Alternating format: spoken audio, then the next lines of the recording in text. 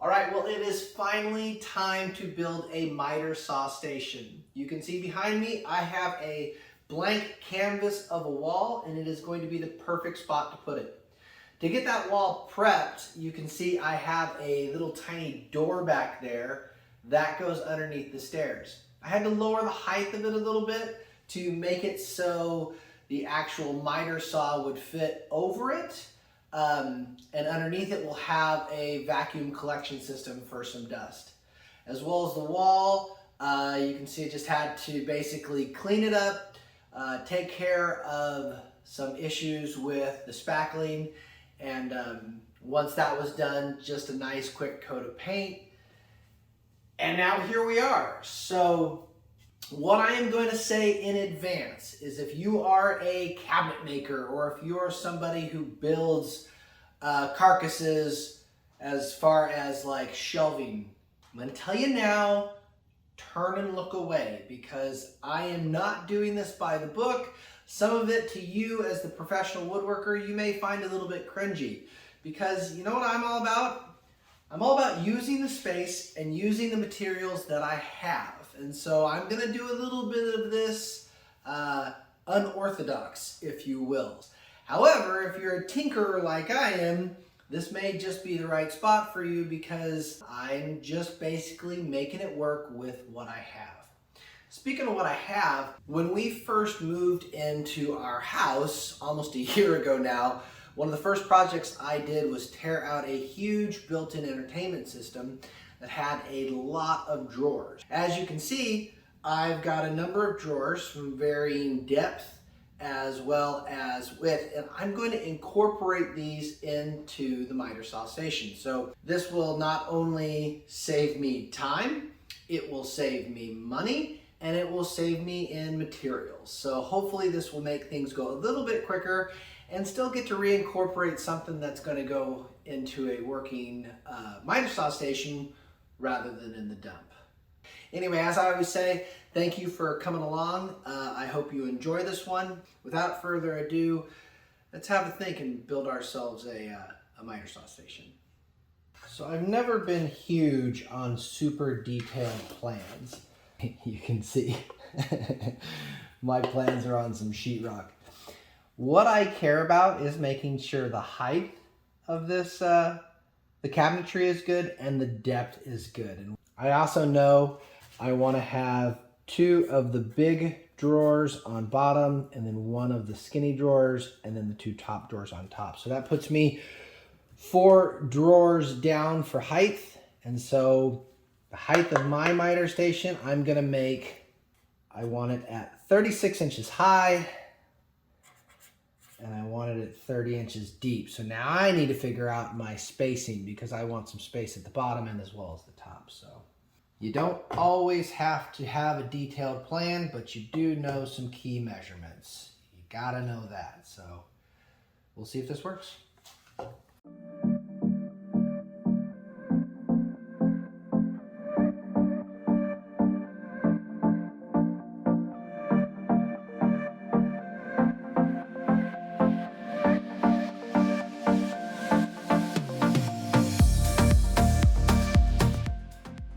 So a year ago, I was going to build a miter saw station at my old house in my old garage, and lo and behold, wouldn't you have it, we moved. So, fear not, I got these bad boys still ready to go. I think it's funny and a little serendipitous that I have 10 of these that I was planning on putting in the old one, and I just happened to have salvaged 10 drawers. So, divine intervention? I don't know, maybe. But that's very cool. So, we'll get those put on soon.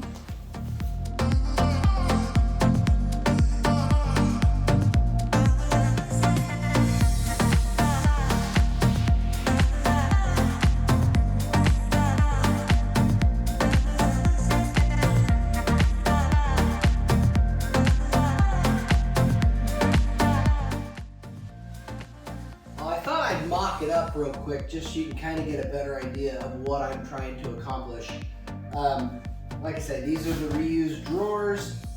Overall, I think it's going to be pretty nice. I am going to have a piece in here with a rabbit and dado and a cross member piece in here so that the drawer pulls can stay attached to something.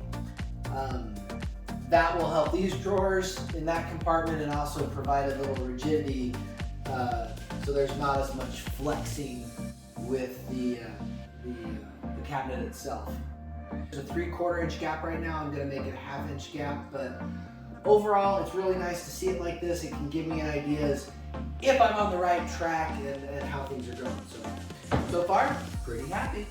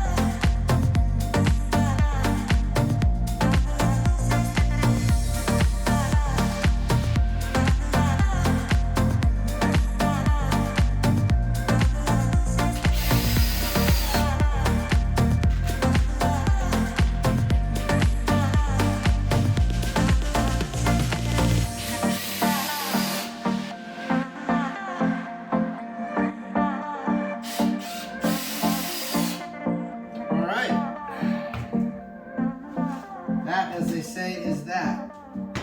Drawer slides, you can buy the expensive stuff at the woodworking stores, or you can just use what you have on hand. And as long as your measurements are good and you're using the same markers, you should have a good fit. You may have to make some micro adjustments, but that's okay. These are built to do micro adjustments. So.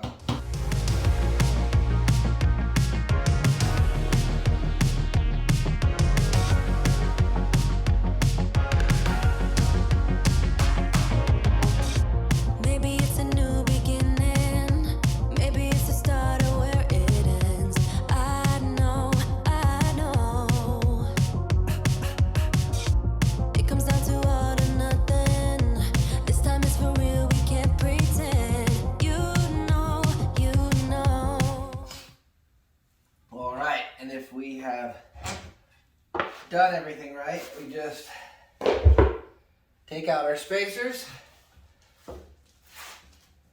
and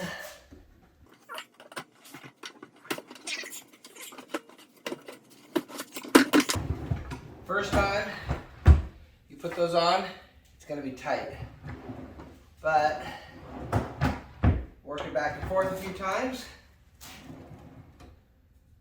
and you'll have your drawers on. That is one drawer down. 1, 2, 3, 4 more to go. All right, so this is the point where I think it's important that we talk about jigs. If you're new to woodworking, jigs make your life so much easier.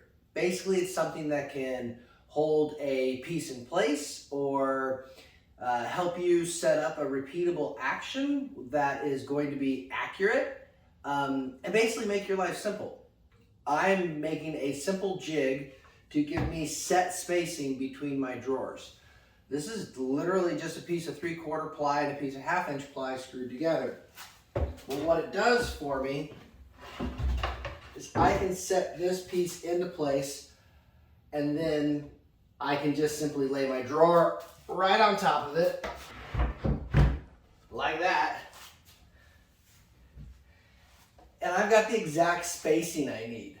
And when I go to do the next drawer, I literally can just take that jig and set it right on there, and that'll give me the exact spacing I need again.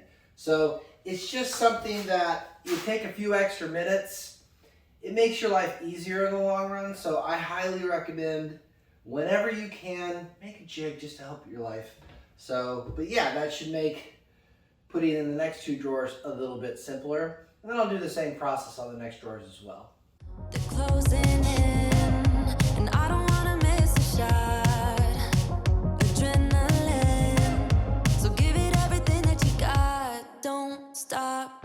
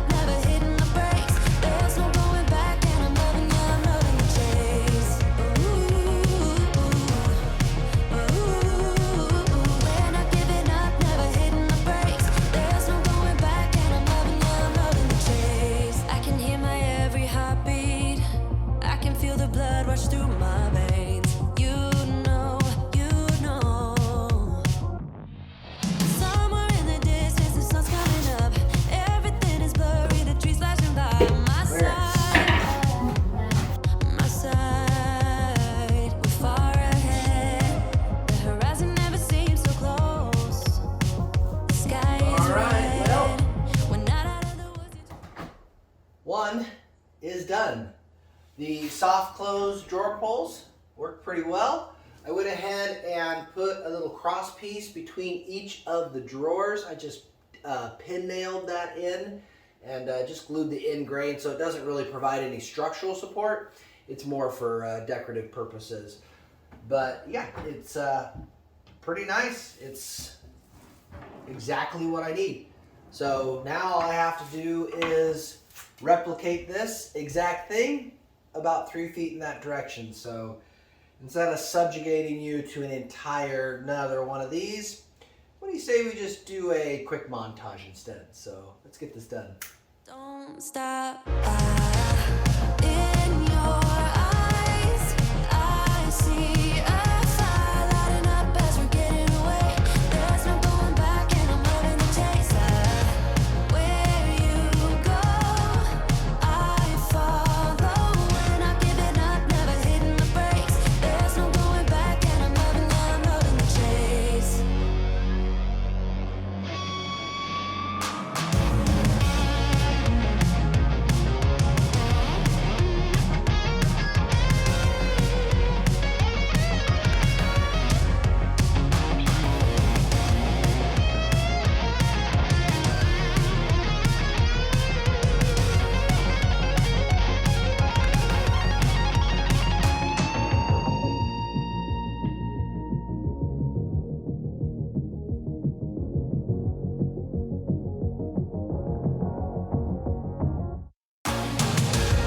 In your eyes, I see a fire lighting up as we're getting away.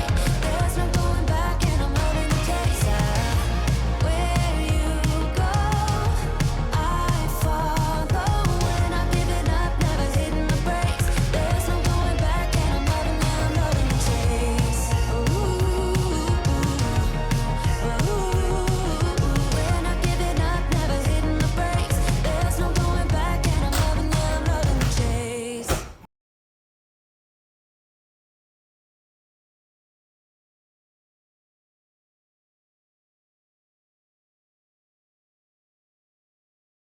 I have 2 carcasses built. It was a little complicated because these drawers right here are actually a little bit thinner than these drawers over on this side. So I didn't know that when I started. It's one of the things that happens when you retrofit something. But I am happy I used these drawers because these are really, really well built and pretty heavy duty. And in the meantime, probably saved me an additional couple $100. Now that that part is done, it's on to actually building the platform for the miter saw itself. The platform is going to connect these 2 pieces together and is going to be set down a little bit.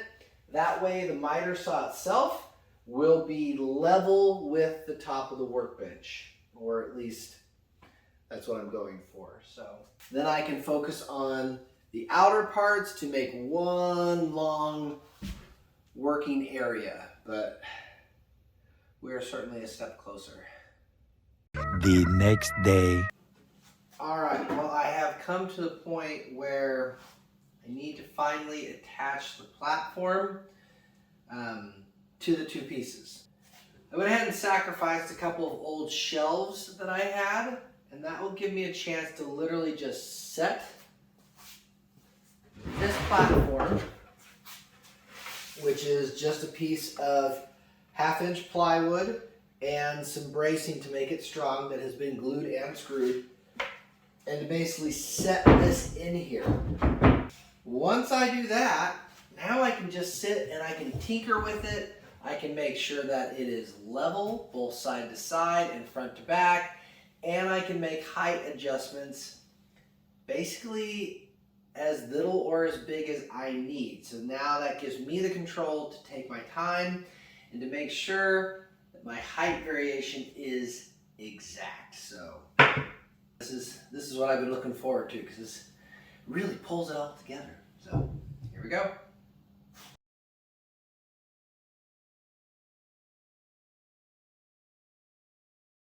So this is a trick that I have shown before, but it just works great. So I always keep some playing cards around, and whenever I'm trying to make micro adjustments, trying to determine if something is perfectly level, all I need to do is stick a couple playing cards in, and that will help give me my micro adjustments in and up. If you watch the build on the flip top cart, you can see this also works well for doing drawer install too. So it's nice, uniform, an easy way to get something perfectly level.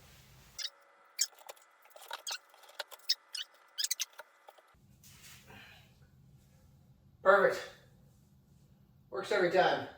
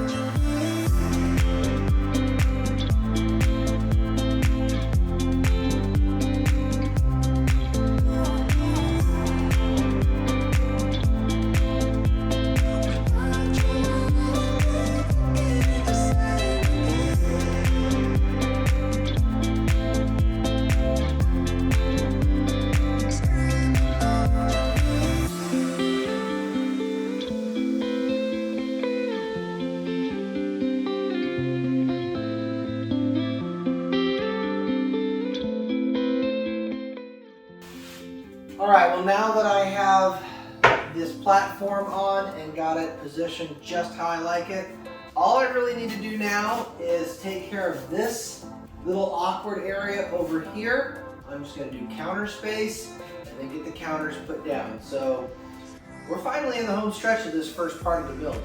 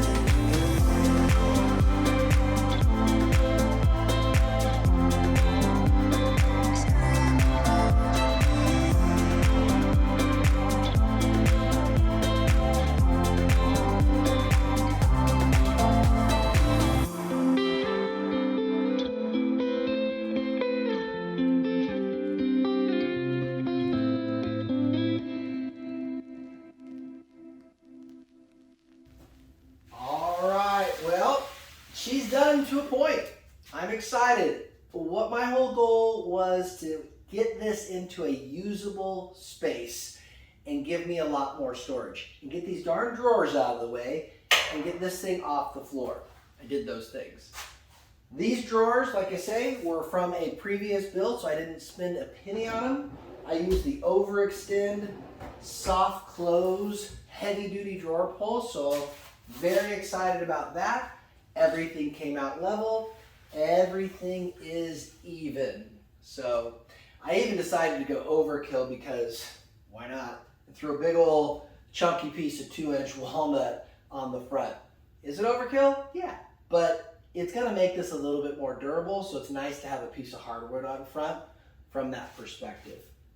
I have 6 feet of clearance on this side of the saw, and I have just over 12 feet on this side. So 18 foot long worth of space to cutting should be more than enough. Part 2, I have to address everything from here up. I need a good dust collection solution, so I'm going to be working on building a box, working on building a little system here where I can actually throw the board up against it, as well as probably some pegboard and some cabinetry as well. So this is far from over, but it's certainly a good stopping point for this video. Anyway, I hope you enjoyed it. Maybe you learned a couple things. I just really appreciate you for coming along on this one. Super excited. And I just can't wait to see you on the next one. Thanks.